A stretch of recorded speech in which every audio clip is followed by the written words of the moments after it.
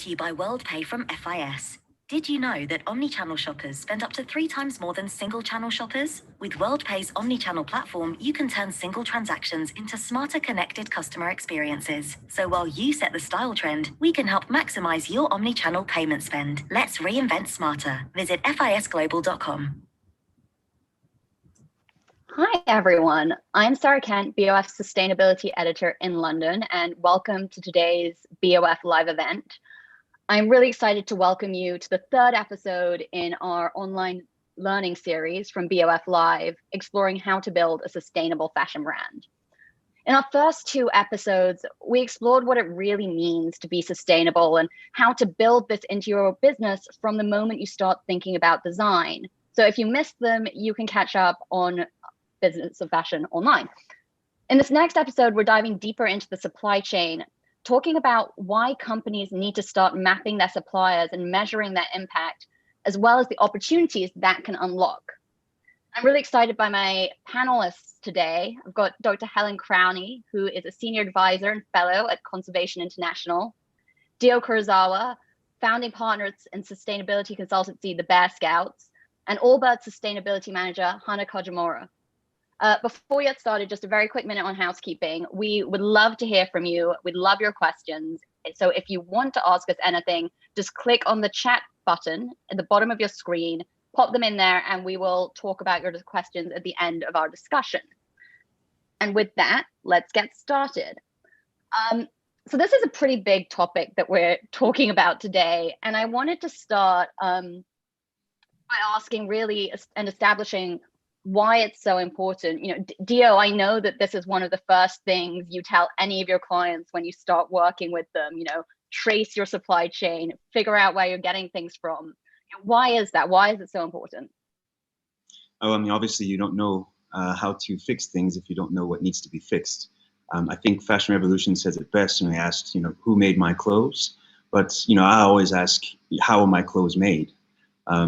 If you look at the supply chain and you try to utilize some of the new innovations as far as traceability and transparency, it goes hand in hand also with circularity. It's basically impossible for you to embrace circularity without traceability and transparency. Obviously, we need to know where the clothes are. We have to recover them in order to reuse them. So it's sort of testing whether or not all of the concepts you've come up with as to how you want to act, and the good ideas you've put into place through designing are actually being carried out. Helen, I know you worked for many years with Caring on their efforts on this front. How does that work in practice?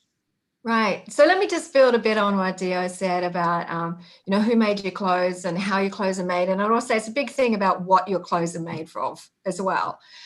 So I think and in the time that we are now, and I'll get to your question, but I'm sort of backing into why is traceability important. And there are many reasons. We can talk about risk, we'll talk about opportunity as we go in, but we're in a point in time where the value proposition of your clothes is going to be essential, and defining that value proposition authentically is essential to survival.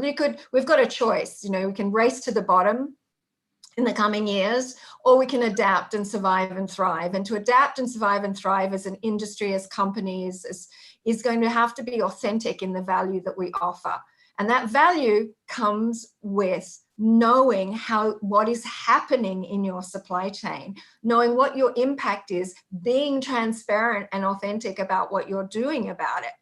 Now, the how you do that, we can get into, but I think it's important that you can frame it, like I say, differently: risk and opportunity. At the moment, it's almost like a survival framing. You want to move forward and survive and thrive, you have got to be authentic about what's happening in the way you make, who makes your clothes, how they're made, and what they're made from.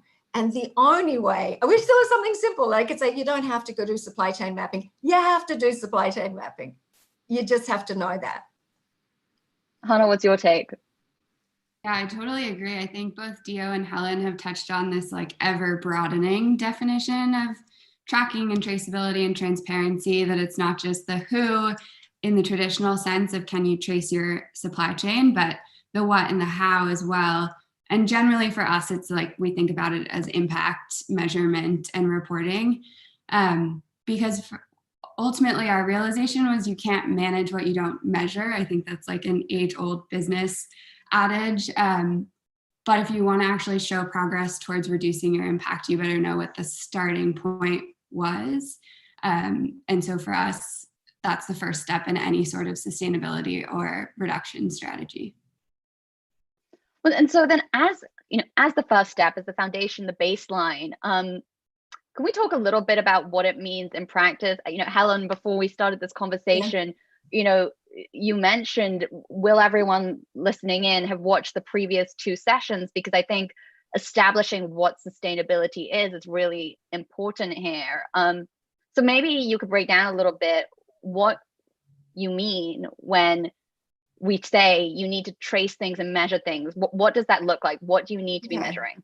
Okay, so wow, there's a lot in that. Let me try and be succinct. Okay, so what sustainability? I mean, there's nothing much we do at the moment in the world, fashion notwithstanding, that's sustainable. I mean, sustainable means you're not going to have a negative impact for like 7 generations, or however, that you are actually not going to have a negative impact that's going to be carried over to the next generation. We're still figuring out how we're going to do that. So that being said, moving towards having less impact and doing more good, which is where we want to go, because we've got to move away from just reducing our impact to sort of restoring and regenerating. And now I'll narrow in on fashion, and particularly around what we need to do in the fashion sector to be authentic and create a good value proposition and a viable business and good products, is we need to move beyond less bad and into more good. To do that, you have to start measuring certain things. Obviously, you can't measure everything, but you have to start looking at key things. Now, you can do that as a company, like with Caring, we did that 9-10 years ago with the EP&L, the Environment Profit and Loss account, which way back then, it was a huge piece of work. And people said, it was just a huge investment. It was leadership investment from the CEO, Francois-Henri Pinault, said, we need to understand our business and our impacts. And so that then has proven out over the years to be an incredibly valuable investment. Not only does it highlight priorities and so on, but it unlocks a whole lot of other information that we can use to sort of change the business, adapt the business, do the right thing, talk about doing less bad, more good, measuring the right things, prioritizing. It just unlocks so much. So that initial sort of tracking and tracing of who is making your clothes, where are they coming from, where are the materials, is the first step. Then you map it, and then you start looking at impact. So traceability in itself is just a tool to then look at impact and priorities. And then you use that internally to build a story and a narrative about where you're going and what you're trying to do and what your role in the company is, what everyone can do. And then externally, the transparency bit about what you're doing as a company. So the EP&L is one example. And I remember there are many other ways you can do it. I mean, remember when we did, a lot of people were saying, well, it's so much work and you can do it because you're a luxury group and so on, and no one else can do it. But now, cut to 10 years later, you can leapfrog a lot of what we've done. There's a lot of information already out there. There's a lot of open source. The EP&L is open sourced. So, you can just go for it now and start getting at least a broad picture of your supply chains and start looking at where are the hotspots and the priorities that I need to look about. For me, Hana, sorry, Helen, go on. Yeah, no.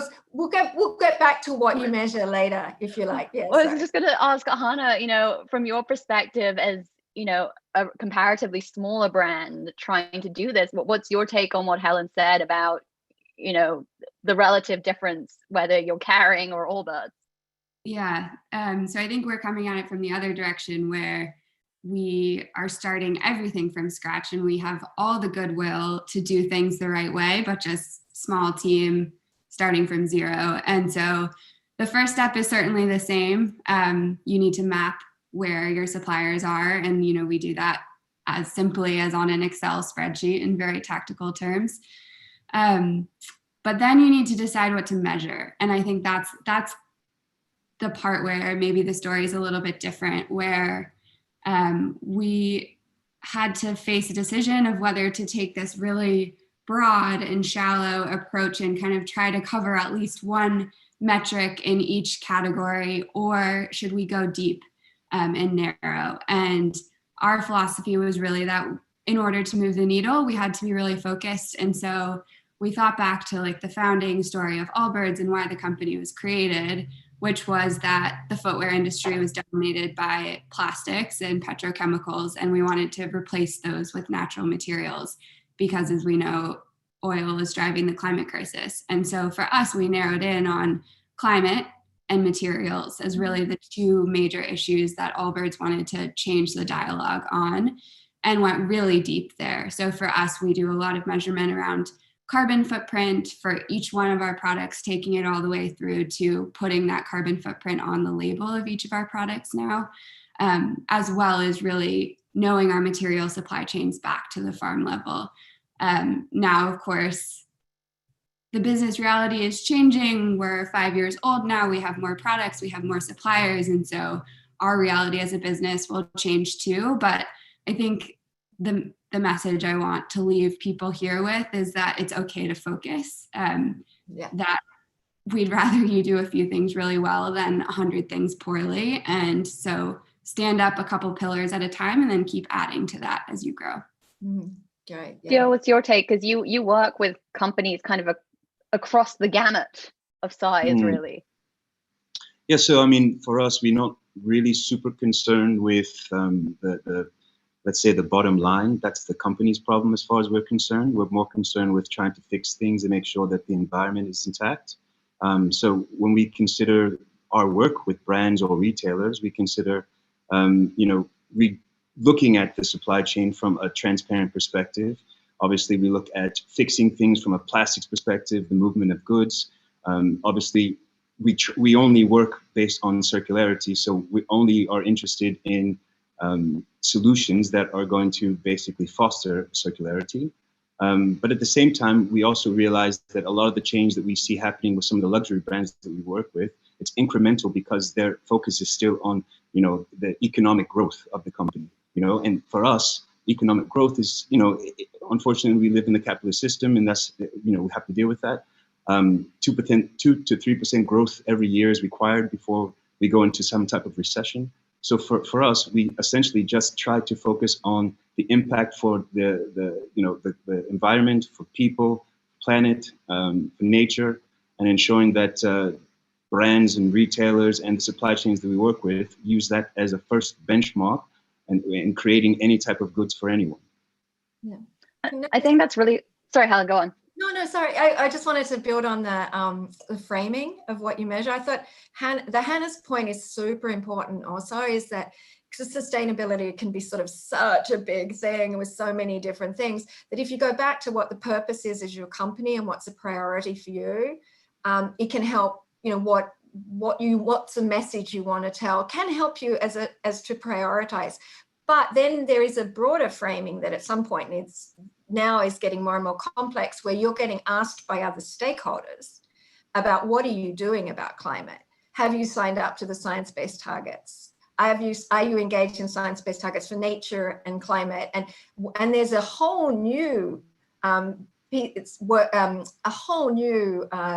focus coming down from sort of the investment community as well on what are you doing as a company to reduce your climate risks and your nature risks. So it is tough because you've got what you want to measure as a company to really be credible and viable and be authentic and prioritize. But at the same time, you are going to get asked about what your impacts are on nature, climate, and people.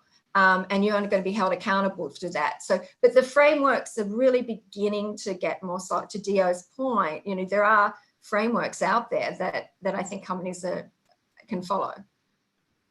Yeah, we've seen something similar with investors and media and customers, even, of that push and pull between sustainability as like tip of the spear strategy versus risk mitigation and responsibility. And I think our takeaway, and especially as a younger brand, I think you get a lot of goodwill if you demonstrate that you're working on it. And, nobody expects you to be perfect out the gate. But what our customer in particular is really looking to know is that we understand the full scope of our responsibility, and we're being thoughtful about which parts of that to go deep on, and we have a plan for the rest. So to Helen's point, I think it's like an and between being focused and showing that you're aware of the full landscape of things you could be measuring on. I think that's a really important, interesting point that I think as companies begin down this journey of measuring their supply chain more and trying to measure impact more, there is more awareness around sort of how broad this issue is to tackle and what the different areas you can focus on. And I'm curious to hear from each of you, in terms of the frameworks that are emerging at the moment, which ones do you think are the most important for companies to be looking at? And what are the sort of key areas that really can't be ignored at the moment? Dio, I don't know if you want to start. I have a hard time kind of pointing out specific areas, because I feel like we're in the place where we need to pay attention to everything. We have brands come to us, I think maybe 5-10 times a week, asking us to help them. They're starting a new responsible brand, and my advice to them is don't, unless you're going to basically create a brand that from its nucleus is focused on responsible fashion. I think if you are working as a brand or with a brand, you need to measure your carbon footprint. You need to measure the impact that every step of your supply chain, your value chain has on the environment. That will help you make better choices. I don't really think about the materials, because I feel like we don't need to be talking about farm to factory. We should be talking about the goods that are already here, utilizing them, upcycling them, recycling them. So I think, plastics is a big issue. We always tackle that as an easier issue because there's so many solutions. And in fact, when we talk about, transparency, this is quite an older thing that's been happening. I mean, there are companies like Genealogia who have been measuring something through EIM scoring, where they measure chemical impact, water usage, power impact, and worker impact. I mean, that's more than 5 years old. So I honestly feel like if brands are starting out or brands are existing at the moment, they're way behind. They need to really just jump on a solution, blockchain solutions like BoxRAM, that are already there, and find out what's going on in your supply chain and make like really adequate changes, or stop doing this. Can you break that down a bit more, like how blockchain solutions can help with this? I mean, look, from a blockchain perspective, you basically think about who needs transparency. NGOs need transparency in order to measure what's going on, or claims. Media and journalists like yourselves, you need transparency in order to kind of validate the stories that you're being told. Governments need transparency, blockchain transparency, in order to create policy. Retailers need the same in order to help them understand who they need to be stocking and who they shouldn't be stocking.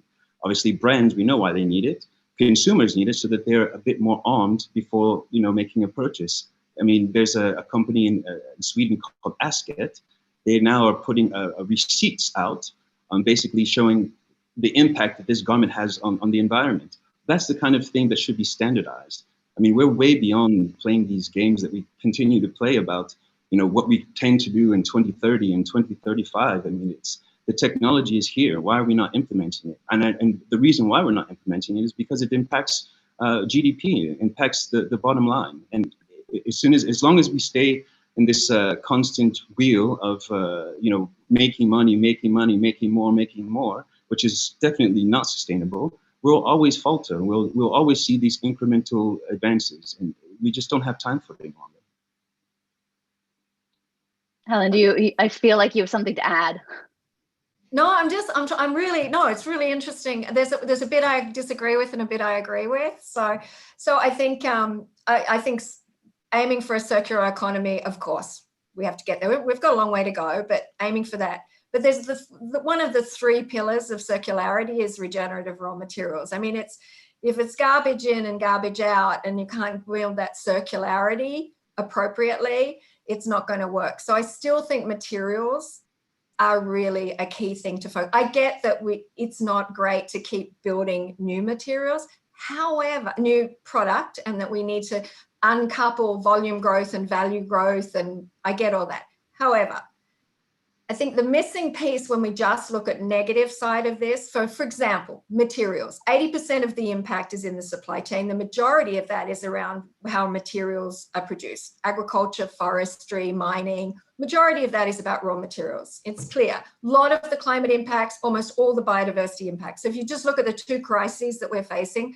the biodiversity crisis and the nature crisis, which are interlinked, if you want to deal with that as a company, you have to look at materials, right? You have to look honestly at materials and understand impact. And we're really in the early days of really articulating that. The thing about just saying, I'm going to do less bad, is you're missing an opportunity. Because when it comes to nature, it has a power of restoration and resilience that if you give it half a chance. So that whole regenerative approach, that whole like, I'm going to focus on materials and drive good outcomes with it and measure those outcomes, which we're getting better, is an opportunity. And I don't believe until you can actually articulate back to the value proposition, how great your product is and the things that it does, you're not going to get people buying less or wearing less or until they feel some connection with that and that product and the authenticity of it and so on. And so I think it's all linked to this bigger picture of how we sort of slow down and have more value and less volume. But I'm not offering an easy solution to that, but I am saying if we look at materials and look at how materials can create positive outcomes, we're starting to get into a really interesting place. So I'll just stop there. And with nature, we have no choice. We have to do something positive for nature. I was just going to add that we've seen the same thing in practice, both for Allbirds and many apparel brands in the industry. Raw materials, whether you're talking about a recycled polyester or wool or leather, represents the majority, 60% plus of our entire company's emissions just happening at that farm/initial material level. And so we certainly can't ignore that. We've got to work to drive that down. But I think to Helen's point, what's really exciting for us, particularly as we look at natural materials, is that if you focus the work there, it can go from being this like climate liability to a climate solution. And how can we produce raw materials, whether it's natural materials we're farming regeneratively to sequester carbon and vegetation and soil, or synthetic materials where we're capturing gases and other harmful chemicals in the material themselves and locking it away. So I think it's really important to look at that lever as a key metric to track as well. I think this debate is really interesting because it kind of underscores how this issue of measurement is so foundational to understand what the issues are, but then where you see the solutions can vary quite a lot. And I think that points to one of the reasons why understanding that this is something that needs to happen isn't difficult, but understanding how to make it happen for different brands is quite challenging. And especially because I think, Helen, you mentioned science-based targets, for instance, that there is an evolution in the different tools that are available to measure this stuff, and also what is seen as industry standard or best practice. So I'm curious, to get each of your perspectives on how companies should start doing this. What are the tools that you have found most useful or that you see gaining the most traction? Are there unusual ways to do this? Helen, I don't know if you want to start. I know this is something that you've been looking at very closely recently. Do I give the impression that I'm eager to say something? I know that this specifically is an area that you have been very close to. Yeah, no, I actually think the science-based targets are magic. They're not quite got the sparkle and the magic isn't quite there yet, but it will be, because I do think, science-based targets for climate. So let's be clear, there's science-based target initiative that's for climate. And there's 1,000, I think they've just hit 1,000 companies signing up to that. And that gives you a framework of what to measure how to set targets and how to be part of a community also that you can learn from experts about what to do. Because great, setting a target is one thing, making that happen in your supply chain is a whole nother thing. And that's about internal management. It's about buy-in. It's to Dio's point. It's about where are the trade-offs? Are you willing to make those trade-offs if there are? Who pays? Because, you know, these changes do come at a cost. So we could get into that. But so I think you've got a nice framework on climate, and a lot of us you've now got the science-based targets for nature, that's interim guidance that's come out, and that's early days. But it's basically if you look at what everyone's been saying, the scientists have been saying, you've got some pretty clear no regrets actions. Even if you can't set exact targets yet, you know that you've got to stop anything that degrades or converts a natural ecosystem into a production system has got to stop. It's got to be, you know that you've got to stop poisoning the earth and the water. I mean, we use thousands of chemicals, many that we could probably replace with green chemistry, and many we should get rid of. When you have 800 chemicals that cause neurotoxins and carcinogens, I mean, seriously, who wants to be wearing that anyway? So we're working on that, but let's get serious. And we know we've got to restore. We know we've got to focus on restoring natural systems. So how do we do that? And in what's the context of our company? So I think there are some guidance on no regrets actions on how to move forward. There's a lot of work still to do, but there's some good stuff that you can sort of, to this leapfrog idea, you know, you can sort of move into, oh, okay, I get that these are materials we've come a long way to just be acknowledging that raw materials are so important in our supply chains and that focus. That's sort of relatively recent. And we've come a long way in understanding where our climate impacts. And now we're coming pretty rapidly to understanding our biodiversity impacts in the next year or so. So you're getting some guidance on where to move and act in a no regrets. That's this new thing. You know, if you haven't got actually all the science telling you exactly, you have some no regrets. And remember the precautionary principle, you know, that you don't do things if you know they're going to do harm, and you don't wait to get all the exact information to stop. You know, you've basically, you know, that there's some good stuff you can be out there doing. Hana, I think that we've had this conversation before, that idea that it's direction of travel rather than perfection. I don't know if you have a take on sort of measurement tools on that front. Yeah, I think, Helen, you touched on it well, that there's this tension between kind of consistency and completeness and speed and urgency. And of course, I think, or at least our approach is that, of course, we should try to design our metrics and what we track in line with whatever industry best practices available at the time or standard. But as Helen said, there's currently a proliferation of standards. And so trying to pick the right one isn't such a clear choice. For us, we started out with the B Corp assessment. So Allbirds is a public benefit corporation and a certified B Corp, which means that every 3 years we have to answer a set of 300 questions across the business that cover how we treat our employees, how we treat workers in the supply chain, all of these environmental impact metrics. I think, Sarah, to your point, the great thing about the B Corp assessment is that it's 300 questions, but there's a threshold of 80 points.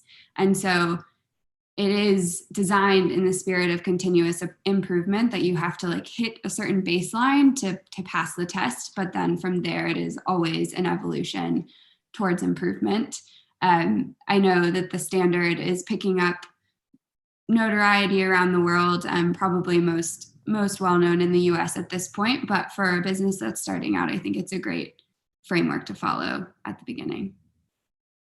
Yeah, what's your take? Which frameworks are you into, or you think more sort of getting in place the blockchain solutions, the transparency is the way forward? When you talk about blockchain, well, let's say when you talk about B Corps or SAC or Higgs and all of those different tools, I would call them, and great tools, they're there to help, obviously. They're there to help you gauge where you are, where your value chain is.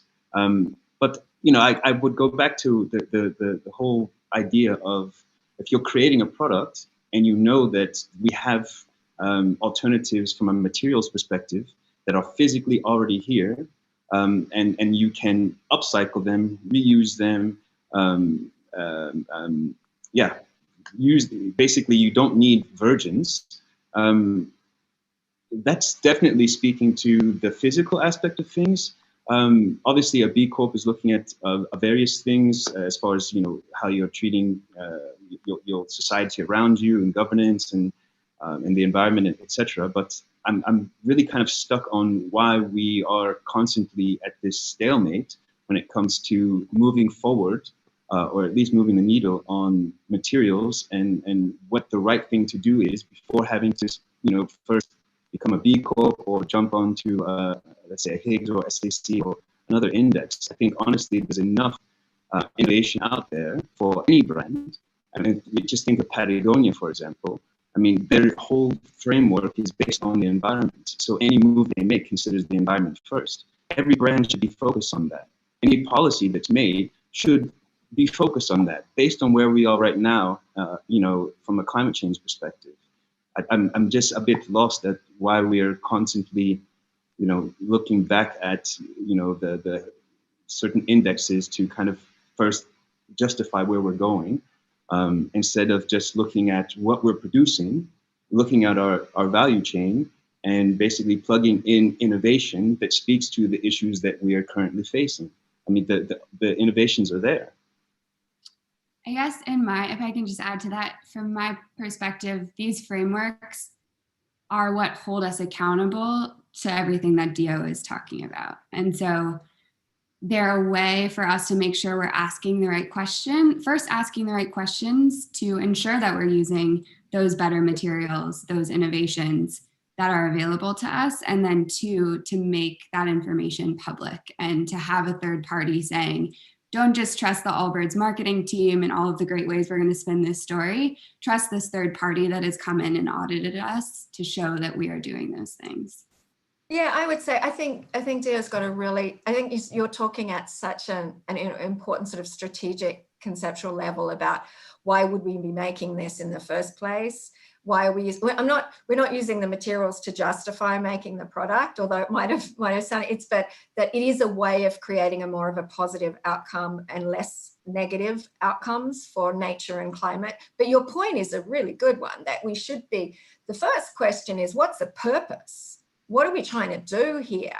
We've surpassed our planetary boundaries on several of our boundaries. So we're trying to pull humanity back into a safe and just operating space for us to survive. So that very fundamental question of what are we doing here? I think B Corp is an attempt, is a really good way of articulating that for a company. But and then given that, what am I making? Can I first use something that exists rather than going, and again, it comes back to that purpose and that how a company defines its actions. And I agree with you, that's a really important framing of this. We sort of jump down into the weeds, because I'm a biologist, I like being in the weeds, you know, so where it was like, okay, given the supply chain situation, here's how you can make a difference and move towards positive, net positive, even climate positive, nature positive. But you're right, there is a broader framing and questioning, which people are doing now, that I think is a really important point. And I think this is a really good opportunity to sort of get into the nitty-gritty of, you know, once you've done this work measuring your impact and understanding your impact, how do you translate that into action? And, you know, as Dio pointed out, actually making sure that what you're doing is better. You know, what are the steps that companies can take to prioritize where they focus, to move into reducing whatever their scores are, or improving them if you're in B Corp, using whatever framework you're using. You know, Dio, from your perspective, you mentioned, you know, one of the most impactful things is looking to use what's already out there. How do brands do that in practice? I mean, I used to go often to a place called the Chatuchak Market in Thailand. If you go there, you can go and see. I took a colleague of mine there once, and he was very much into denim and Levi's and vintage Levi's. And I told him, brace yourself, you're basically about to walk into the holy grail of all vintage Levi's. And essentially, I believe probably all of Asia, and that's a big, big thing to say, can survive off of just the denim that's existing in these markets, right? So it's really taking advantage of, there's a company in Milan called Ecotech. They shred fabrics. Obviously, I think Helen said you cannot, get bad and from bad make it good. It's good in, good out. But they shred really good fabrics that are not going to go into a landfill. They turn those into a new fabric. Often that's coupled with recycled filament yarns. But again, upcycling, using things like cactus leather, pineapple leather, mushroom leather. We have someone who makes sweat or items out of sweat and molds. I mean, there is no real. Innovation abounds. I mean, it's everywhere. I think what we try to do is utilize innovation to help brands create a competitive edge. And I know that's something that we personally don't love to do because we don't like the idea of competition, but we realize that it really speaks to them. So when we think about things like blockchain enables brands to take advantage of knowing where things are, how they got there, basically track and trace all of the products within their supply chain and even outside. So we then got talking to, replenishment models or after sales markets, but it's, essentially a QR code or something like that is affixed to a fabric. It's scanned in, the information, all the data is there. It helps with authentication, lots of things like that. These are items that blockchain, for example, helps to, helps to get brands excited about, this new type of technology, but also helps them to understand what's happening and the flow of goods in their supply chain. But blockchain isn't a magic bullet. It can secure a supply chain, but it can't fix any underlying issues that exist there.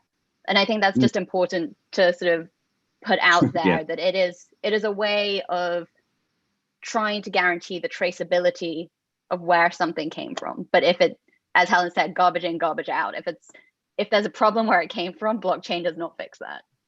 No, but blockchain should be a next step after traceability or transparency. So these are the things tool to ensure. Exactly. Well, to ensure, but also to help elevate, knowing where things are. Obviously, a lot of brands don't want to make public if their supply chain's a mess. Once your supply chain is fixed, and then you can implement things like blockchain, there's a lot of crazy data that you can pull from that to help you understand where your goods are sold, how your goods are sold, who's buying your goods, what time they're buying your goods. Lots of things that brands and retailers love to know. But of course, it's not an answer to fixing anything. Fixing all comes from solutions by knowing what's going on in a negative or positive way in the supply chain. And I think that's a really interesting point about the opportunity that exists. And sorry, Helen, go on. No. Sorry, I didn't mean to interrupt. The Zoom thing, yeah. No, I think there's a good. Let's sort of unpack this a little bit, because what Dio was saying is really critical. It's like traceability is just a process you go through as you're mapping your supply chain, or you map your supply chain, and by doing that, you understand how the traceability of product, material, because traceability could be on different things, right? So transparency is how you report that outside, right? So we just put the transparency aside, because companies will decide when, how they can be transparent, and they'll be asked to be transparent.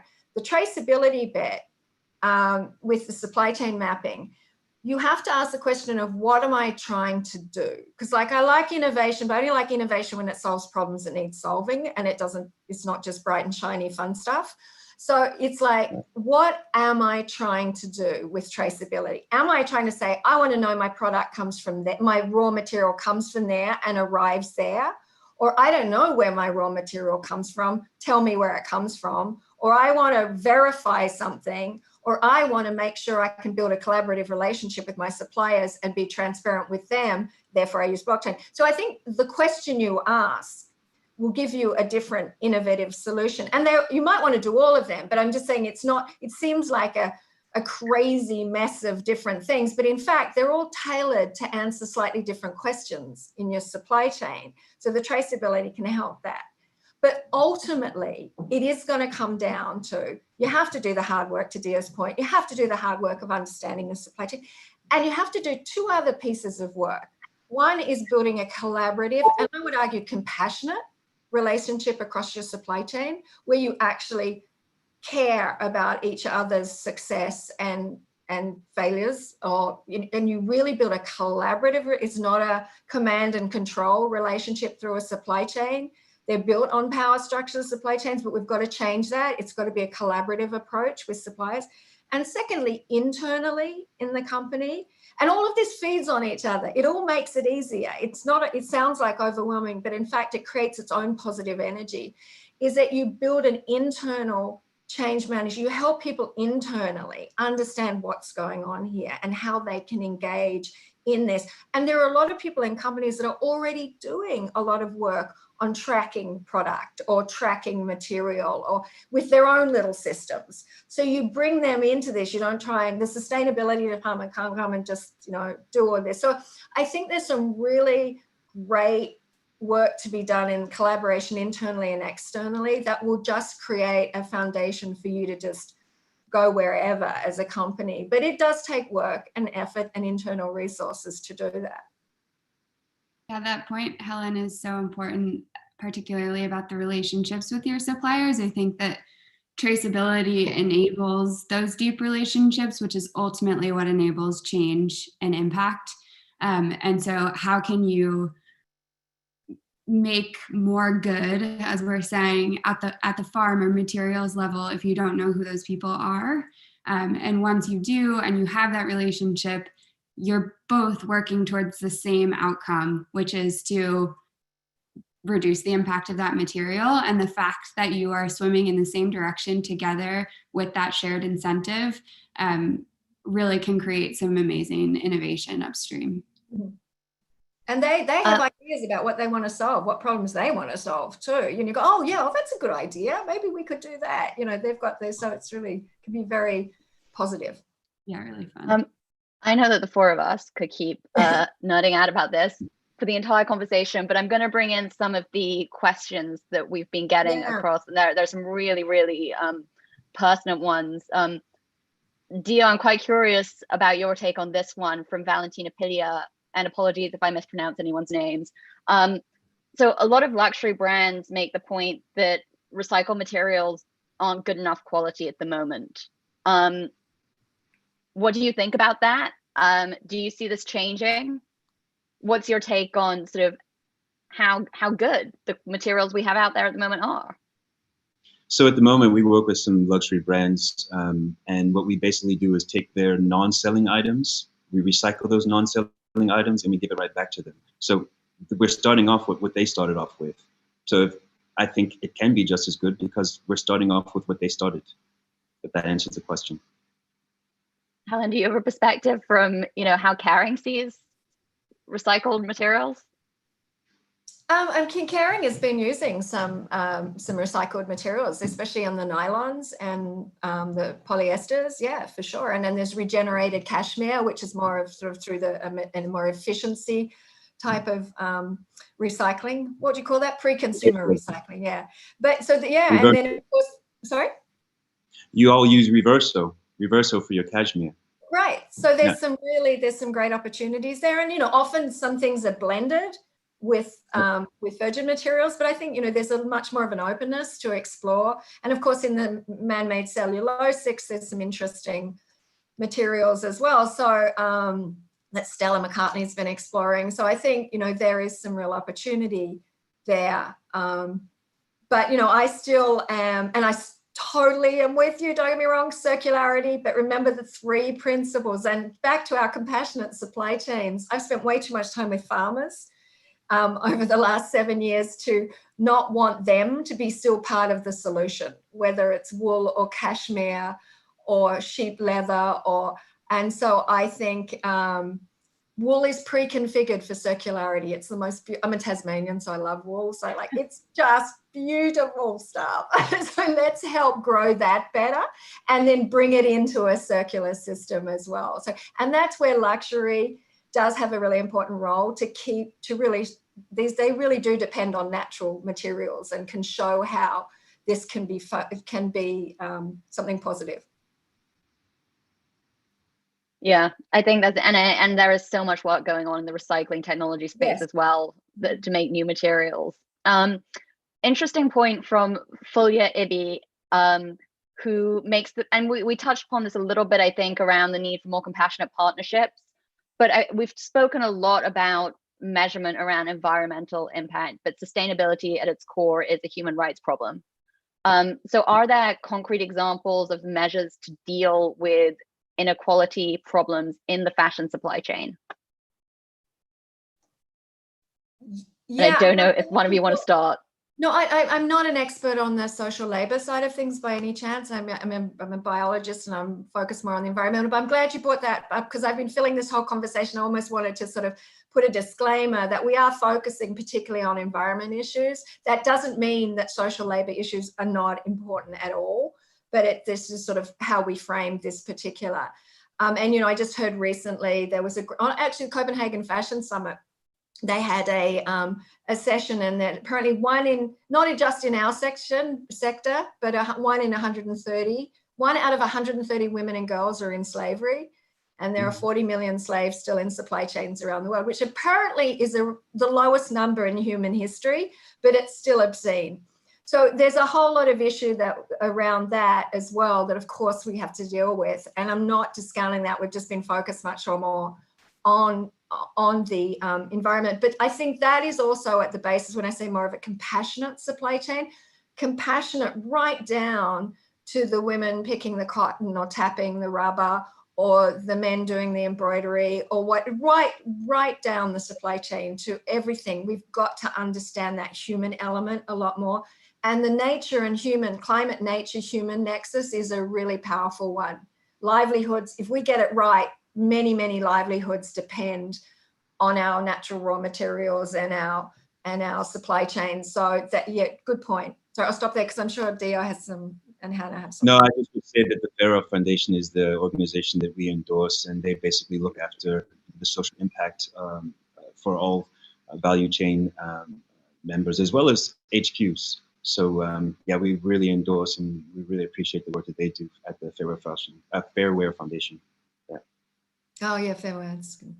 Yeah, I was just going to add that I think when we talk about metrics and measurement and tracking, the conversation goes environmental because those are the things that are easiest to track and measure, whereas the human side is so much more nuanced. And that's where the direct relationship and the trusting partnership become even more important than on the environmental side, because so many of the problems that we have in the social space are because we've tried to objectify very complicated human issues, and we've developed into this pass-fail kind of audit system that might work on the environmental side and just doesn't on the human side. And so the first step in that regard is getting your suppliers to trust you to the extent that they're going to tell you the truth. And that's just so much more nuanced than a framework you can impose upon your supply chain.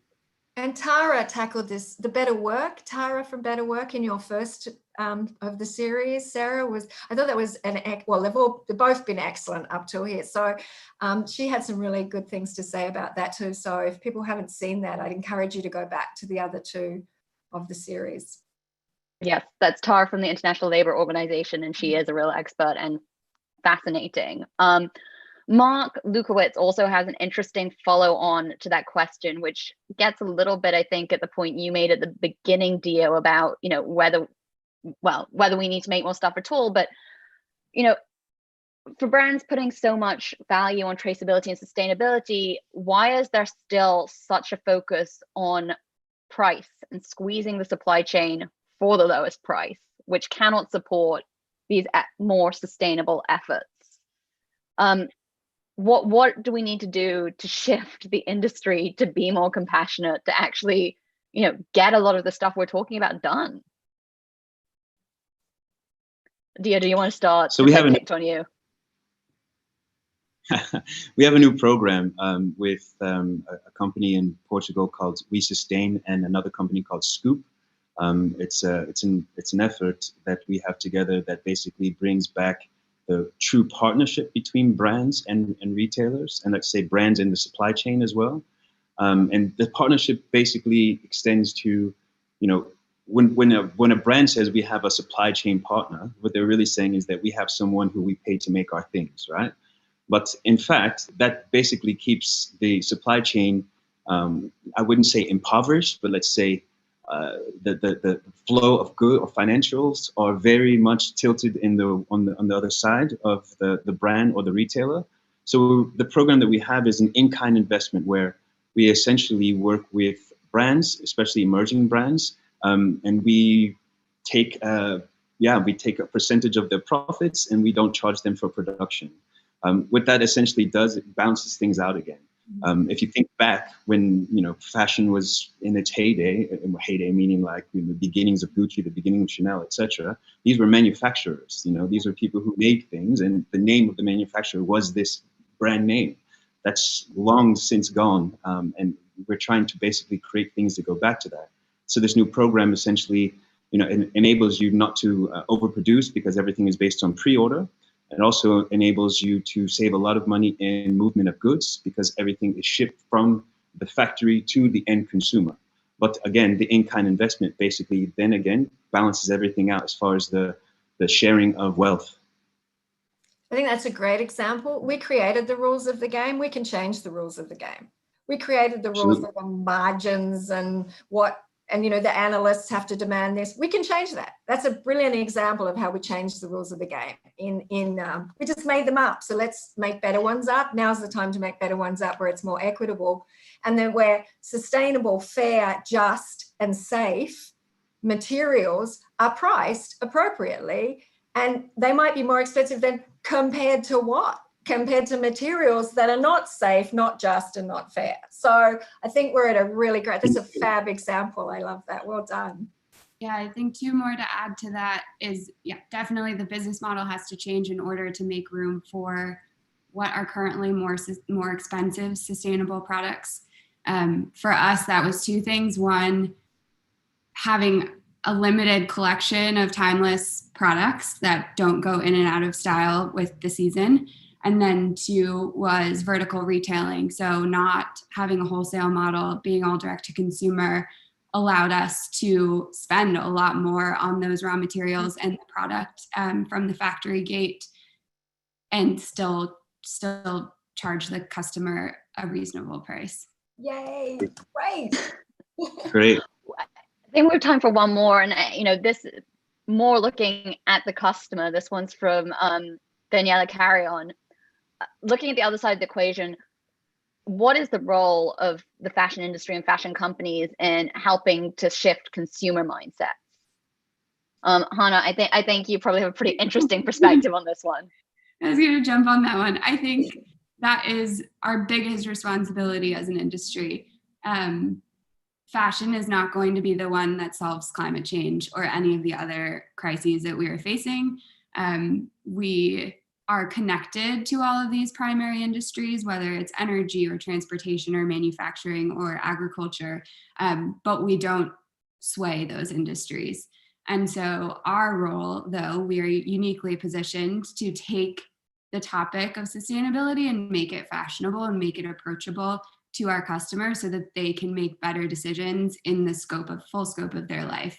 So a solar company is going to be the one that provides the solution, but won't be the one to tell the story. That's our job. And so I do think that takes a lot of conviction from the side of the fashion brand to keep going in on these stories that aren't hitting maybe at first and are more complicated and wonky, but are really important ones to tell.